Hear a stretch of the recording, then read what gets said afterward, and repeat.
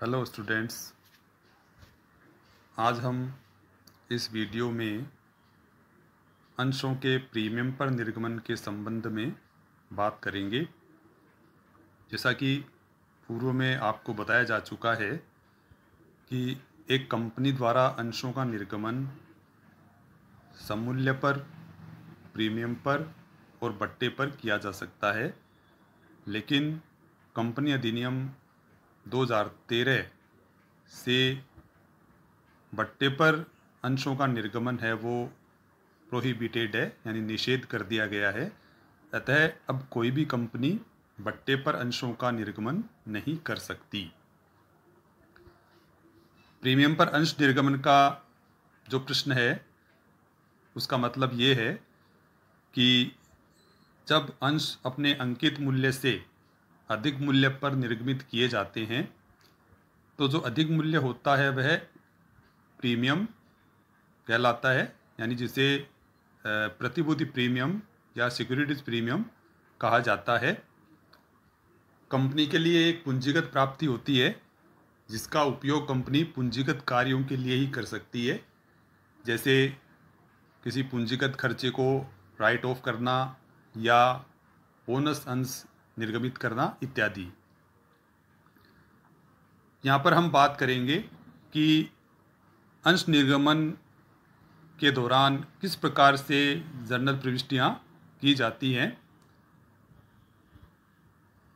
इसके लिए सामान्य रूप से प्रक्रिया वही पहले पूर्व जैसी होती है, जैसे सममूल्य पर अंशों का निर्गमन किया जाता है उसी प्रकार की प्रक्रिया यहाँ भी होती है। केवल अंतर वहाँ पे आता है जब जिस स्टेज पर प्रीमियम मांगा जाता है। सामान्यतः जो प्रीमियम का मांगना है वो बंटन के साथ होता है, अलॉटमेंट के साथ किया जाता है। तो अलॉटमेंट की प्रविष्टि या एंट्री है वो थोड़ी सी चेंज हो जाती है। जैसे आप देखेंगे कि यहाँ पर अलॉटमेंट ड्यू होता है तो क्या प्रविष्टि की जाती है, वो इस प्रकार है: share allotment account DR to share capital account और टू सिक्योरिटीज प्रीमियम अकाउंट। यानी यहाँ पे जो टोटल अमाउंट होता है एक अंश पे मांगा जाने वाला अलॉटमेंट पे, उससे तो शेयर अलॉटमेंट अकाउंट को डेबिट करते हैं और उसमें जो कैपिटल यानी पूंजी की राशि है उससे शेयर कैपिटल अकाउंट को, और जो प्रीमियम की राशि है उससे सिक्योरिटीज प्रीमियम अकाउंट को क्रेडिट कर दिया जाता है। जैसे मान लीजिए किसी अंश का अंकित मूल्य 100 रुपये है और उसे 110 रुपये पे निर्गमित किया जाता है, तो यहाँ पे जो 10 रुपये है अधिक लिया जा रहा है वो प्रीमियम होता है। तो यहाँ पर अगर आप एंट्री करते हैं तो शेयर अलॉटमेंट अकाउंट को डेबिट करेंगे 110 रुपये से, और टू शेयर कैपिटल अकाउंट को क्रेडिट करेंगे 100 रुपये से, और टू सिक्योरिटीज़ प्रीमियम अकाउंट को क्रेडिट करेंगे 10 रुपये से। इसके बाद अगली एंट्री इसमें होती है अलॉटमेंट मनी के प्राप्त होने की। जो सामान्य एंट्री होती है पूर्व की तरह ही bank account DR to share allotment account. बाकी अन्य सभी स्टेज पे सभी प्रविष्टियाँ जो जैसे सममूल्य पर की जाती हैं उसी प्रकार से ही की जाती हैं। अंशों के प्रीमियम पर निर्गमन के संबंध में इसको हम एक इलस्ट्रेशन के द्वारा समझते हैं, जो इस प्रकार से है: A Limited issued 8,000 equity shares of ₹10 each at 10% premium. All shares subscribed by public. Amount payable as follows: on application ₹3.50, on allotment including premium ₹2.50, on first call ₹2 and ₹3 on second and final call. Give necessary journal entry।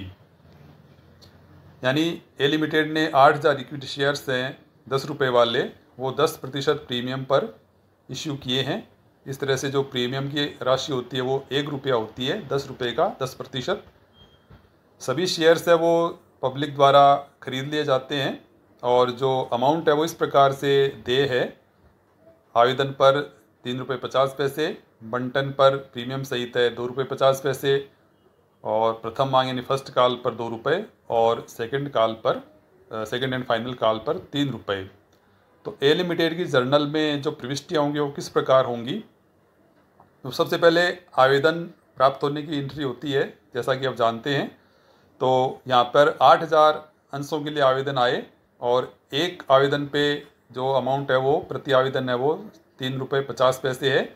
तो जो entry होगी वो इस प्रकार से है, bank account DR to equity share application account, और जो राशि होगी वो 28,000 रुपये होती है। इसके बाद जब अंशों का बंटन होता है तो जो एप्लीकेशन अकाउंट में जो राशि पड़ी होती है उसे शेयर कैपिटल अकाउंट में ट्रांसफ़र कर दिया जाता है। तो यहाँ पे 8,000 इक्विटी शेयर्स हैं तो उनके बराबर राशि है, वो आवेदन की राशि है वो शेयर कैपिटल अकाउंट में ट्रांसफ़र कर दी जाएगी, जिसकी एंट्री इस प्रकार से होगी, equity share application account DR to equity share capital account, वही 28,000 रुपये से ये प्रविष्टि की जाएगी। इसके बाद जो अगली एंट्री होती है वो होती है अलॉटमेंट के देय होने पर। यहाँ पर अलॉटमेंट के साथ प्रीमियम की राशि भी आएगी। तो उसमें 1 रुपया तो प्रीमियम है और 1 रुपये 50 पैसे है वो पूंजी की राशि होती है। तो उसकी जो प्रविष्टि है देय होने की वो इस प्रकार से है, equity share allotment account DR to equity share capital account और टू सिक्योरिटीज़ प्रीमियम अकाउंट। तो यहाँ पे इक्विटी शेयर अलॉटमेंट अकाउंट को डेबिट किया है 20,000 रुपये से, यानी 8,000 अंशों पे 2 रुपये 50 पैसे के हिसाब से 20,000 रुपये बनते हैं। टू शेयर कैपिटल अकाउंट, यानी शेयर कैपिटल अकाउंट को क्रेडिट किया है 12,000 रुपये से, यानी 1 रुपये 50 पैसे के हिसाब से। और सिक्योरिटीज़ प्रीमियम है जो 1 रुपया प्रति अंश है, अतः उसके बनते हैं 8,000 रुपये।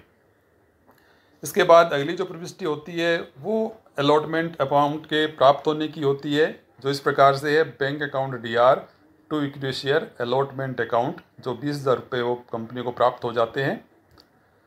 इसके बाद अगला जो मांग है यानी फर्स्ट कॉल, उसकी देय होने की एंट्री की जाती है, जो इस प्रकार से है, equity share first call account DR to equity share capital account. First call है वो भी 2 रुपये की है। तो 8,000 अंशों पर 2 रुपये के हिसाब से ये 16,000 रुपये बनते हैं। तो ये एंट्री 16,000 रुपये से की गई है। इसके बाद ये फर्स्ट कॉल की राशि प्राप्त हो जाती है, तो उसकी प्रविष्टि है bank account DR to equity share capital account 16,000 रुपये से। और जो last and second and last यानी फाइनल कॉल है उसकी एंट्री अब की जाएगी। तो उसके देय होने पर एंट्री होती है, equity share second call account DR to equity share capital account, जो है 24,000 रुपये से, यानी 3 रुपये एक अंश में मांगे गए हैं फाइनल कॉल पे। तो 24,000 रुपये से प्रविष्टि की जाएगी। और जो लास्ट प्रविष्टि है वो होगी सेकेंड एंड फाइनल कॉल के प्राप्त होने की। तो bank account DR to equity share second and final call account 24,000 रुपये। इस प्रकार से अंशों के प्रीमियम पर निर्गमन के संबंध में जो प्रविष्टियाँ होती हैं वो आपने इस इलस्ट्रेशन के माध्यम से देखी हैं। धन्यवाद।